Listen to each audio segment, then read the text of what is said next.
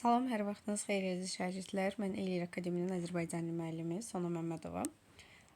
Bugün keçirilən sınavın cavablarını sizlə izahlı şəkildə bölüşmək istəyirəm.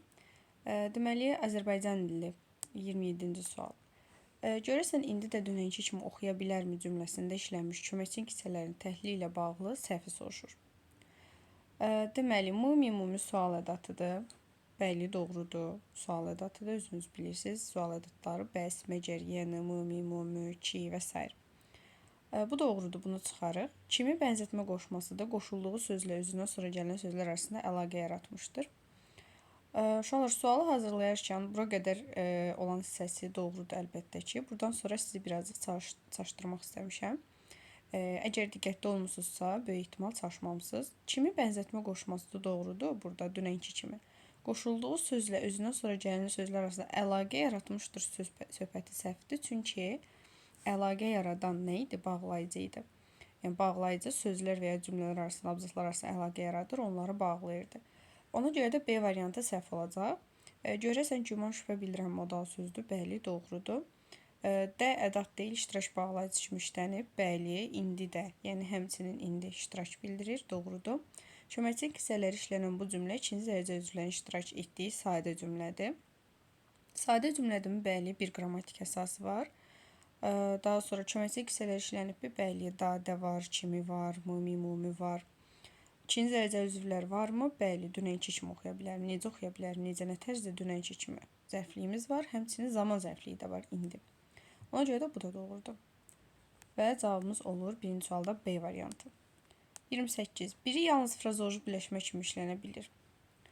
Yola düşmək, top yola düşdü desəm, həqiqi mənalı sərbəst birləşmə olacaq. Amma avtobus yola düşdü, frazeoloji birləşmə olacaq. Yəni, hər ikisi ola bilər. Başa vurmaq. Bir var həqiqətən neysə başa vurmaq. Bir də var ki, məsələn, ömrünü başa vurdu və yaxud da yaxşılıq eləyib başa vurdu. Yəni, həm frazeoloji kimi işlənə bilər, həm də normal birləşmə kimi bunu da çıxaram.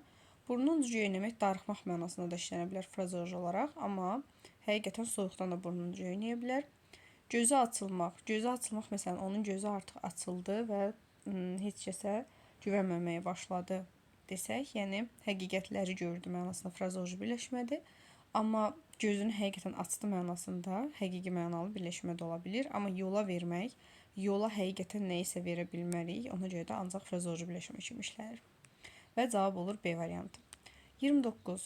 Həm tabellik, həm də tabelsizlik əlaqəsi yaradan bağlayıcıların işləndiyi cümlə. Burada nəyi soruşmaq istəmişəm? Yəni, həm tabellik bağlayıcısı olan cümlə olsun, həm də tabelsizlik bağlayıcısı.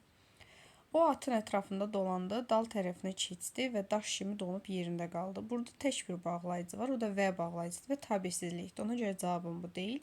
İndiki bir yerdə çalışırsınız, gərək bir-birinizi başa düşəsiniz. Burada indiki şərt bağlayıcısı var.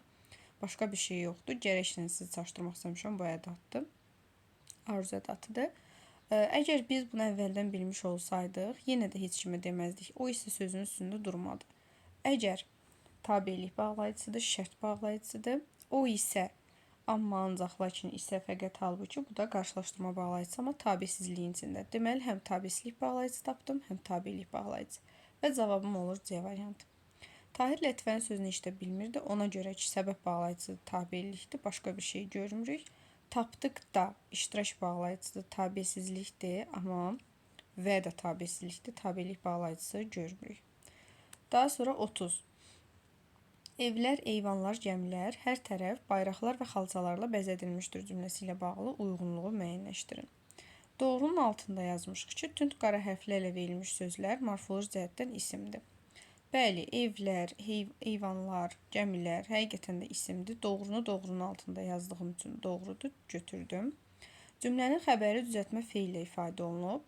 Bəzəmək, bəzətmək, bəzədilmək. Bəli, 2 leksik şəkilçimiz var. Düzəltmə feillə ifadə olunub. Bu da doğrudur. Doğrunun altına yazıb götürürəm. Cümlədə yalnız bir köməkçinin hissəsi işlənib. Və bağlayıcımız var. Həmçinin xalçalarla bəzədilmişdir. Xalçalar ilə qoşmamız var. Ona görə də 1 yox, 2 dənə idi, səhvdir. 1-2 olan variantları ilə saxlasaq cavabımız artıq bəllidir, amma yenə də baxaq. Yanlışın altında cəm şəkilçi qəbul etmiş sözlərin hamısı adlı xaldadır. evlər, eyvanlar, gəmilər, bayraqlarla, xalçalarla, bəli, hamısı adlıq haldadır. Bu doğru fikirdir, amma bunu yanlışın altında yazdığımız üçün götürməyəcəyik. Cümlənin xəbəri quruluşda sadədir. Məchul növdə olan feillə ifadə olunmuşdur. Xəbər olaraq quruluş da sadə nə demək? Cümlənin xəbəri quruluşda sadədir. Sadə xəbər nə idi? Sadə xəbər nitq hissəsinə ifadə olunurdu. Bu da həqiqətən nitq hissəsinə ifadə olunub. Baxın, mən feil olaraq deməmişəm. Feil olaraq desəydik sadədir, səhvdir. Çünki bayaq da dedik ki, bəzətmək, yəni t var orada, il də var həmçinin şəkilçi olaraq. Cümlə üzvü olaraq sadədir, çünki nitq hissəsinə ifadə olunub. Əgər söz birləşməsinə ifadə olunsaydı, mürəkkəb xəbər olardı. Ona görə bu hissəsi düzdür. Məchul növdə olan feillə ifadə olunub. Bəli, kimsə tərəfindən bəzədilib. Bu da düz fikirdir, amma gətirib səhvin altında yazıb, ona görə götürmürük. Tamamlıqlar düzəltmə isimlərlə ifadə olunub. Düzəltmə isimlərlə deyil. Nə etmişdir? Bəzədilmişdir. Hara? Eyvanlar, gəmilər, evlər. Nə ilə bəzədilib? Bayraqlarla. Nə ilə? Xalçalarla. Tamamlıqların bu ikisidir və hər ikisi sadədir. Ona görə səhvdir, amma səhvin altında olduğu üçün səhvin altında yazdığımız üçün düzdür yer olaraq. Və cavab olur A variantı. Daha sonra 32-ci sual. Burada 31-ə baxmadıq. 31. Tünd qarəflərlə verilmiş sözlərdən hansılar yiyəlik haldadır? Bu cümlə sağlam həyatın tərzi. Yanında mənsubiyyət varsa, bu onsuz da yiyəlik halda artıq. Həyatın tərzi. Bizdən də yiyəlik soruşduğu üçün götürdük. Həftə sonları, yenə həftənin sonları burada da yiyəlikdir. Böyüyün sözünə baxmayan insan peşman olar. Nə edər peşman olar? Kim? İnsan adlı haldır, mübtədadır. Babamgilin həyəti rəngbərəng güllərlə bəzədilib. Həyət babamgilə aiddir. Buradakı i mənsubiyyətdir, ona görə adlı haldadır. Bunu götürmürəm. Əsərin hamı tərəfindən bəyənildi. Sənin əsərin mənsubiyyətdir, adlı haldadır. Bunu da götürmürəm və cavab olur Y variantı. Yalnız 1-2. Daha sonra 32-ci sual. Uyğunsuzluq. Bura diqqət yetirək. Sevinç istəmədən bacısına elə sözlər deydi ki, onun xətrinə dəydi. Onun gətirdiyi kitablar mənim öz kitablarımdan daha maraqlı idi. Bu cümlələrə baxırıq. Birinci cümləmizə nə yazmışıq? Əvəzli işlənib. Elə sözlər, necə sözlər doğrudur, amma yer olaraq səhvdir. Çünki burada da əvəzliklərimiz var. Bu qədər əvəzliyimiz var. Bu hər iki cümlə üçün keçərlidir. Ona görə yer olaraq səhvdir, amma səhvi soruşduğu üçün götürdük.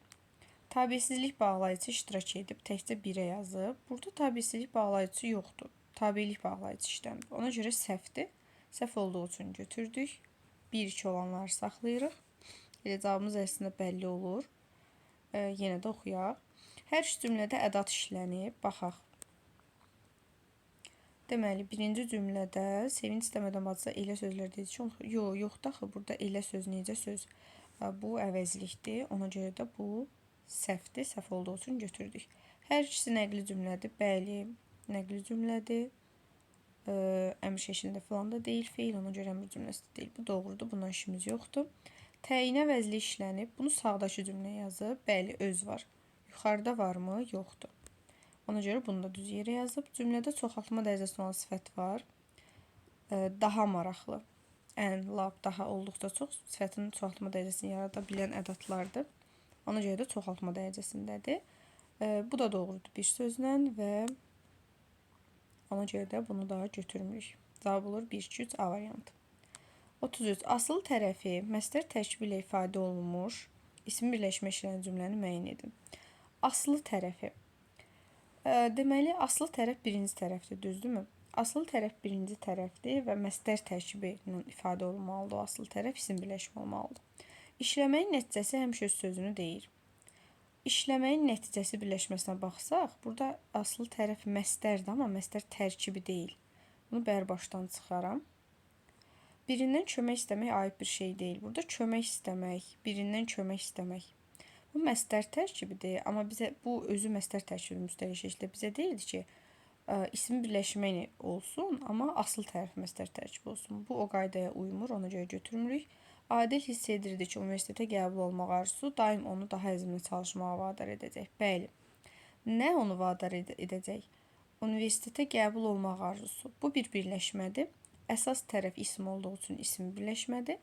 Aslı tərəf də universitetə qəbul olmaq məstər tərkibidir. Tam olaraq bunu soruşurdu bizdən. Cavab C variantı olur. Şah Abbasın belə danışması məstər tərkibidir. İsim birləşmənin asıl tərəfi deyil. Onun ən sevdiyi yemək yalnız anasının bişirdiyi mərcimək şorbası idi. Burada da yoxdur. Məstər tərkibi, ona görə də çıxır. Daha sonra 34. Aşağıdakı şeir parçasında işlənmiş əvəzliklərin məna növünü və sayını müəyyənləşdirin. Bu necə dünyadır? Bu şair əvəzliyi, hətta burada yaza bilərik. Necə sual əvəzliyi ayrı-ayrı qruplaşdıraq. Bu şair əvəzliyi, necə sual əvəzliyi, insanoğlunun xəyalı göydədir, özü yerdədir, özü təyin əvəzlik. Sağ ikən çiynində həyatın yükü, öləndə cəsədi çiyinlərdədir. Bu necə dünyadır? Yenə bu necə. Artıq 3 dənə bu oldu. 3 dənə necə oldu. Ölümü həqiqət, həyatı röya. Bir dənə də təyini.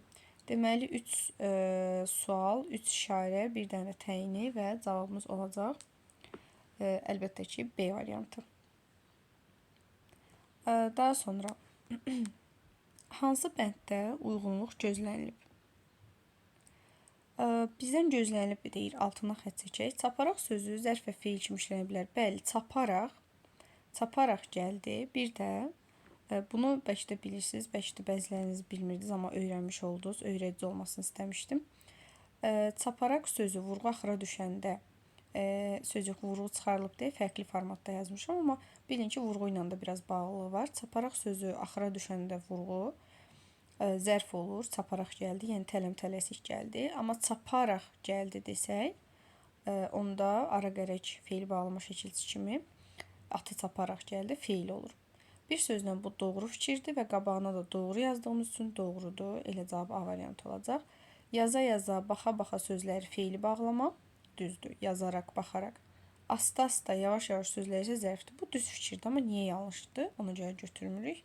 Cana gəlmək amonim frazor birləşmə deyil.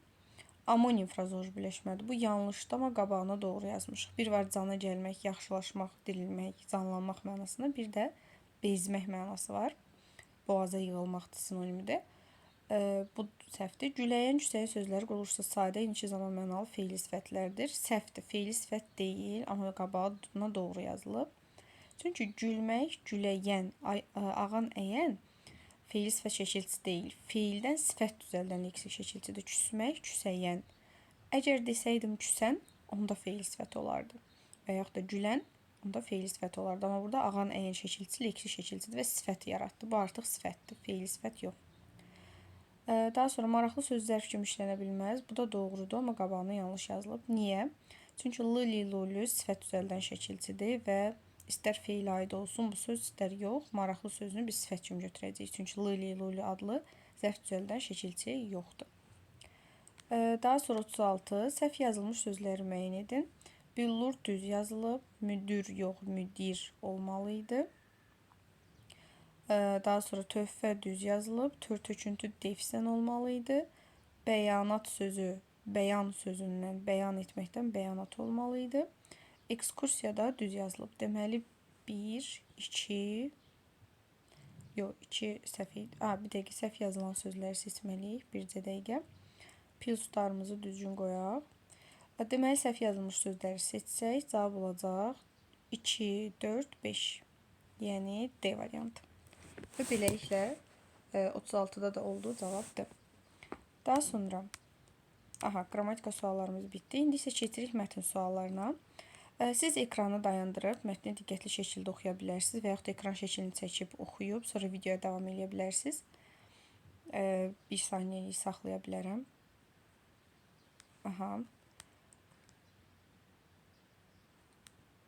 Bəli, yəqin ki, çəkdiniz. Deməli, mətn tərkib hissələri əsasının uyğunluğu birinci sualda soruşur. Baxaq. Deməli, giriş hissəsi əsasında nəticə isə uğursuzluqdan da nəsə öyrənmək olar. Uğursuzluqdan nəsə öyrənmək olar. Bu, əlbəttə ki, haradaydı? Çox getdik. Bu, giriş hissədəydi. Ona görə də biz bunu yazacağıq 1-ə. 1-in girişə yazırıq A. Daha sonra məhsuldarlığın sirri açıqlanır. Məhsuldarlığın sirri buradaydı, nəticədəydi. Ona görə yazacağıq 3-ə. 1-ə A olan variantları saxlayaq. 3-ə B olan variantları saxlasaq, A, B arasına qalırıq. Daha sonra odunçu problemin səbəbini öyrənir. Bu əlbəttə ki, əsas hissədə idi. Müdirin köməyi ilə öyrənir. Elə 2-yə C olan variantlar hələ ki olur yenə də. Daha sonra müdir odunçunu günahlandırır. Bu ümumiyyətlə səhvdir, çünki mətndə belə bir şey yoxdur. Ona görə də B-ndə çıxırıq və cavab olur A variantı. Daha sonra 38 mətndə qara rənglə verilən sözün mənasını müəyyən edin. Motivasiya sözüdür. Motivasiyası artan odunçu. Əlbəttə ki, motivasiya insana stimul verən şəxs deyil, çünki bu şəxs yazıb. İnsanı yanlış hərəkətlərdən çəkən amil bu da deyil. Müəyyən məsələnin həll edilməsi üçün tədbirlər planı yox. İnsanı məqsəd yönlü hərəkətlərə sövq edən səbəb, amil. Tam olaraq budur cavab. Etdiyi səhvlərdən nəticə çıxarmaq xeyir. Mətnin əsasən yanlış fikir müəyyən edin. Müdir işçini ruhlandırmaq üçün əlindən gələni edir. Bəli, bu doğrudur. Çünki onu ruhlandırırdı, əlindən gələni eləmişdi bunun üçün. Daha sonra odunçu gücünün getdikcə azaldığını düşünür. Bəli, o elə düşünmüşdü. Bu da doğrudur. Bunun da işimiz yoxdur. Odunçunun 3-cü gün kəsdiyi ağac ilk gündəkindən 2 dəfə az idi. Bu səhvdir. Çünki 3-cü gün kəsdiyi ağaca baxaq, bir də ilk gündəkindən nə qədər olduğuna baxaq. Deməli, ilk gün 18 ağac kəsir, daha sonra 2-ci gün 15 ağac kəsir, 3-cü gün 10 ağac kəsir. İndi orada demişdik ki, 3-cü gün kəsdiyi ağac sayı 1-ci gündəkindən 2 dəfə azdır. 18 və 10. 2 dəfə mi azdır? Əlbəttə ki, yox. Ona görə də səhvdir. Deməli, 2 dəfə az olsaydı 9 ağac kəsmiş olardı. Ona görə də yanlışdır, yanlışı seçdik. Mətndəki əsas ideya ilə səsləşən variantı müəyyən edin. Baxın, burada əsas ideyanı nəzərə almalıyıq. Əgər işinizi sevirsinizsə, ondan zövq alırsınızsa, deməli siz artıq uğura nail olmuşsunuz. Xeyr. Məğlubiyyətdən qorxanlar deyil, mübarizə aparanlar uğur qazanacaq. Məğlubiyyətdən qorxanlar deyil. Bu da tam olaraq uyğunlaşmır. Bəzi məğlubiyyətlərin səbəbi insanların iş yerdə qoyduqlarında uğura nə qədər yaxın olduqlarını bilməmələridir. Məğlubiyyət söhbəti deyil burada. Uğursuzluq nələrsə yenidən daha müdür şəkildə başlamaq imkanıdır. Bəli, odunçunun baltanı itiləmək söhbətini aid edə bilərik. Onsuz da mətn giriş və nəticə hissələrində uğursuzluqla bağlı xeyli qeydlər də var idi. Ona görə də cavab D olur. Daha sonra 41. Odunçu problemi müdirə danışır fikrini səbəb kimi düşünsək, nəticədə ola biləcək fikir.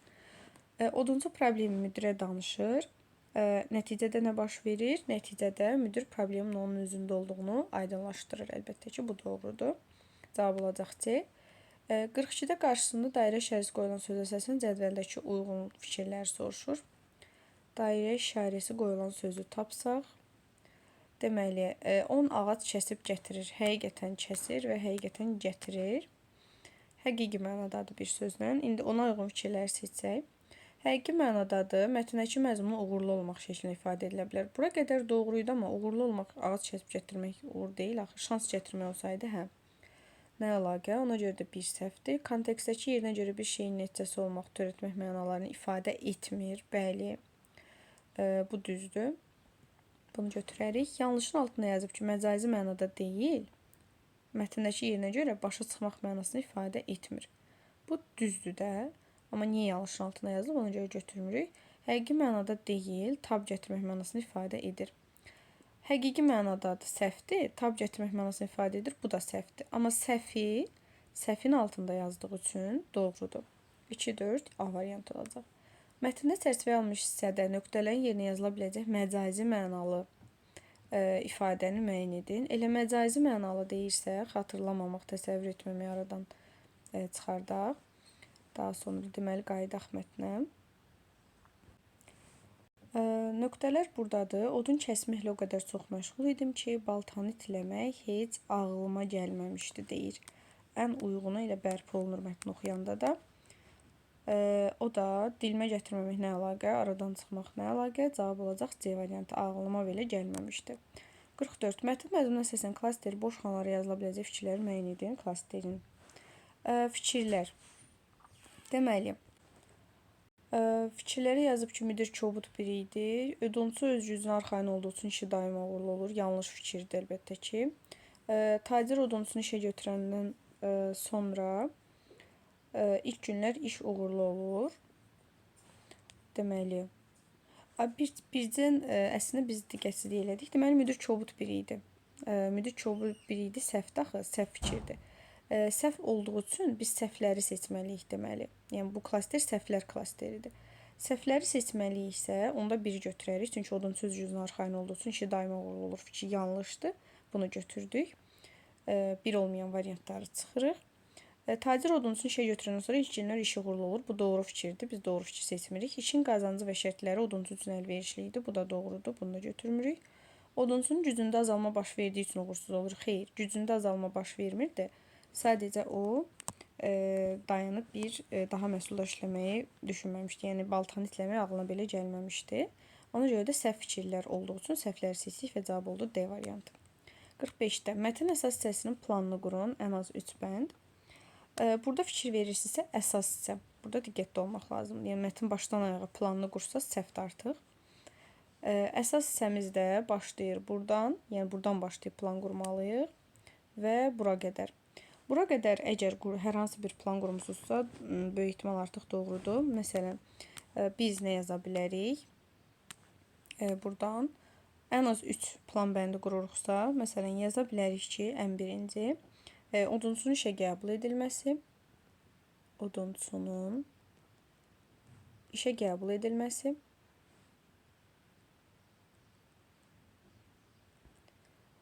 daha sonra ikinci yaza bilərik, məsələn, müdirin ona dəstəyi,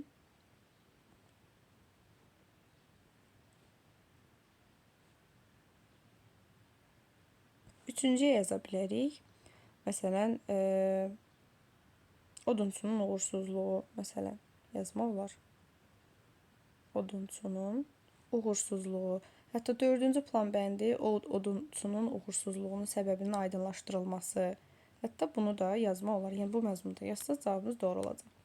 46-da cədvəldə verilən müdir obrazı ilə mətndəki müdir obrazını Elirvin diaqram hissəsini müqayisə edin. Elçin bizim şirkətdə işə yeni başlamışdı. Nəzəri bilikləri mükəmməl olsa da praktikada müəyyən qədər çətinliklər yaşayırdı.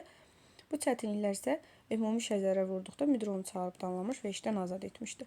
Burada yer az olduğu üçün, yəni siz kodlaşdırma vərəqində rahat bir şəkildə yazacağınız üçün bunu şifahi şəkildə belə deyə bilərik. Mətndəkinə nə yaza bilərik? Mətndəkinə əlbəttə ki, yaza bilərik ki, işçiyə, yəni odunçuya dəstək olur, motivasiya verir, onu daha da həvəsləndirir, onun səhvini aydınlaşdırır, səhvinin aydınlaşdırmasına, üzə çıxarmasına kömək olur. Bu kimi fikirlər yaza bilərsiniz. Cədvəldəkinə də yaza bilərik ki, yəni işçini sırf səhvinə görə, bacarıqsızlığına görə işdən azad edir, işdən qovur, ona istiqamət vermir, onu başa salmır və salam. Ortaq nə yazmaq olar? Ortaq da yaza bilərik ki, hər ikisi idarə edici idi, hər ikisi insanlara iş verirdi və s. Bu şəkildə ortaq bir fikir yazmaq olar. Daha sonra gəlirik Şri Lanka mətninə. Şri Lanka mətnində yenə ekran şəklini çəkib oxuyub, sonra bizdən bir yerdə suallara baxa bilərsiniz, əgər imtahanda iştirak eləməyənləriniz baxırsa. 47. Mətnə əsasən cədvəldən uyğun yerləşdirilən fikirləri müəyyən edin. Deməli, doğru. Ada yalnız yay və yaz aylarında yaşıl olur. Bu əslində yanlışdır, çünki orada yazmışdı ilin bütün fəsillərində. Ona görə də bunu götürmürük. İlin bütün fəsilləri bahar fəsli kimi keçir. Bəli, bu cümlə orada var idi.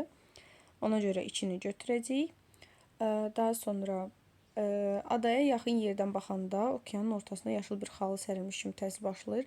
Sırf həmin cümləni tapsaz adaya yaxın yerdən yox, uzaq yerdən baxanda. Bu səhv fikirdir. Amma səhvin altında verdiyi üçün doğrudur. Yer olaraq doğru olduğu üçün cavabımız elə B variantı olacaq. Ada xalisi çox qonaqpərvərdir. Bu düz fikirdir, amma gətirib səhvin altına yazdığı üçün səhvdir. Yəni cavab olur B variantı. 48-də mətnə əsasən doğru fikri müəyyən etməyimizi istəyir. Deməli, ada ilin 3 fəslində yamyaşıl olur, 4 fəslində səhvdir. Şri Lankada cəngəlik yoxdur. Orada sırf cəngəlik sözü var idi ki, Şri Lankada cəngəlikdə nəsə yazmışdı. Bu da səhvdir. Şri Lankanın 1/4 hissəsinin dəniz səviyyəsindən 100 metr aşağıda yerləşir. 1/4 hissəsi dəniz səviyyəsindən 100 metr aşağıda yerləşir. Orada səhvləməmsə, indi göstərəcəm də, yazmışdı ki, 1/4 hissəsi dəniz səviyyəsindən yuxarıda yerləşir. Bu da onun tərs versiyasıdır, amma düzdür də, eyni məntiqə, eyni şeyə gəlib çıxır. Ona görə də cavab C variantı olacaq. O hissəsini hətta sizə göstərmək üçün baxaq. Deməli, Şri Lankanın 1/4 hissəsi dəniz səviyyəsindən 100 metr yuxarıda yerləşirsə, 1/4 hissəsi də aşağıda yerləşir də. Ona görə də burada da elə yazıb. Hər şey qaydasındadır. Şri Lankanın təbiət gözəl olsa da mətbəx baxımından zəngin deyil, səhvdir. Şri Lanka meşə qoyunda ərazi olduğu üçün tarixi abidələrə rast gəlmək olmur. Bu da səhvdir. Daha sonra 49. İkinci abzasda nöqtələrin yerinə yazıla biləcək sözü seçin. İkinci abzasa baxsaq, deməli, Şri Lankada turistlər ilin bütün fəsillərində özlərini burada nə yazsaq, hansı fəsil yazsaq, gerisində deyir ki, müxtəlif ağaclar, güllər ara vermədən çiçəkləyir, bar verir. Hansı fəsildə ağaclar çiçəkləyir, bar verir? Əlbəttə ki, bahar fəslində, yazın əvvəlində. Ona görə də biz nə yazarıq? Əlbəttə ki, bahar fəslində yazarıq. Ona görə də 49-da cavab olur D variantı. Daha sonra 50. Tünd qara rənglə verilmiş, yəni fərqləndirilən sözün mənası izah olan variant. Tünd qara deməli, içində şəhərlər unikal gözəlliyə. Unikal gözəllik nə deməkdir? Yəni misilsiz, əvəzsiz. Baxaq görək burada nə var. Qeyri-adi əlahidə keyfiyyətlərə malik olan, elə budur cavab, qeyri-adi uyğundur. Yəni qeyri-adi, unikal, misilsiz. Bir çox məqsədlər üçün yararlı, bu yox. Eyni funksiyalı obyektlərin vahid şəkildə formaya salması yox. Bir sahəyə şirkət olan vahid geyim forması yox. O uniformadır. İzah edilməz gözəlliyə malik olan, bu da yox. 51. Ekvator yaxınlığında yerləşməsi nəticəsində adada il boyu havanın hərarəti 26-28 dərəcədən yuxarı və ya aşağı olmur fikrini hansı abzası artırmaq daha uyğun olar? Ekvator söhbəti harda keçirdi? Oradan rahatlıqla seçə bilərik. Deməli, elə birinci abzasda Hindistan yarımadasının cənubunda ekvatordan falan qədər məsafədə yerləşən, elə onun arxasınca da bu cümləni yaza bilərik. Ona görə də cavab olacaq Y variantı. Mətnin tərkib hissələri ilə bağlı doğru fikirlər. Deməli, giriş hissəsi əsasında mətnin mövzusunu müəyyən etmək olmur. Niyə olmur? Elə girişdə Şri Lanka demişdi, olur, səhvdir. Əsas hissənin sonunda fikirlər ümumiləşdirilir, mətnə yekun vurulur. Əsas hissənin sonunda deyil də nəticədə yekun vurulur, bu deyil. Giriş hissəni ifadə edən planlar yazmaq mümkündür, bəli. Nəticə hissəsində məntiqi əlaqəni pozan cümlə yoxdur, bəli. Nəticədə də heç bir problem yoxdur. Ona görə də 52-də cavab olacaq C variantı. Sonra 53-də. Mətn məzmununa əsasən uyğunsuzluq yaradan fikirlər. İndi baxaq. Deməli, mətndən əsasən ehtimal etmək olar. Adada insanı özünə çəkən məqamlardan biri də qeyri-adi geyimlərdir. Geyim söhbətinə toxunmamışdı. Sadəcə ona görə də bunu mətnə əsasən yenə ehtimal eləmək olarmı? Mətnə əsasən ehtimal eləmək olmaz axı. Yəni geyimə uyğun nəsə bir şey verməyib ki, axı biz onu ehtimal eləməyik. Ümumiyyətlə belə bir şey yoxdur. Yəni ehtimal da eləməyimiz mümkün deyil ona görə. Geyimə aid bir şeyə toxunmayıb. Bunu demək olmaz. Daha doğrusu uyğunsuzluğu soruşursa götürürük. Zəngin mətbəxi ilə seçilən adanın təmizliyi də göz oxşayır. Zəngin mətbəx söhbəti də orada keçmirdi. Ona görə də bunu da təxmin eləyə bilmərik. Mətndə əsasən fakt kimi düşünmək olar. İlk insanın elə burada yarandığı düşünülür. İlk insanın elə burada yarandığı düşünülür. Baxaq. Belə bir şey yoxdur axı. İlk insanın elə burada yaranması. Ona görə də elə 3-ü də götürəcəyik. Sonra uyğunsuzdur çünki cavab A variantı olur. Ada müqayisə obyekti kimi dəyərləndirilə bilir. Bəli, orada yuxarıda adanın nəyinəsə müqayisə elədiyini görmüşdük biz. Deməli, burada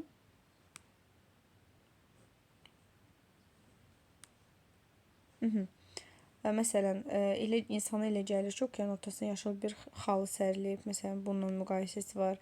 Hətta başqa bir yerdə bir kəhrəbanı xatırlatma söhbəti də var. Yəni müqayisə olunub.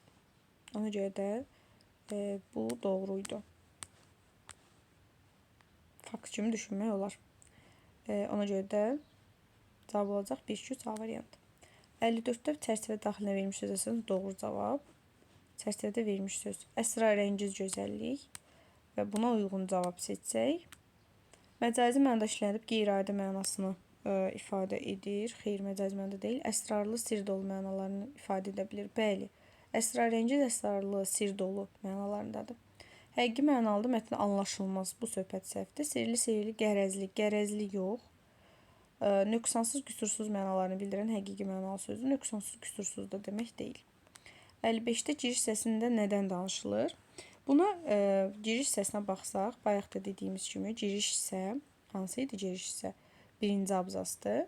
Birinci abzasda da biz baxaq görək nədən danışır? Yarımadanın cənubunda ekvatordan 8 km məsafədə Hind okeanında yerləşən Şri Lanka dünyanın ən gözəl yerlərindən biri hesab olunur.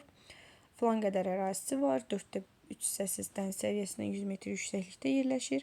Elə biz bura ən ideal cavab nə yaza bilərik? Şri Lankanın harada yerləşməsindən danışılır. Elə Şri Lankanın yerləşməsindən danışılır.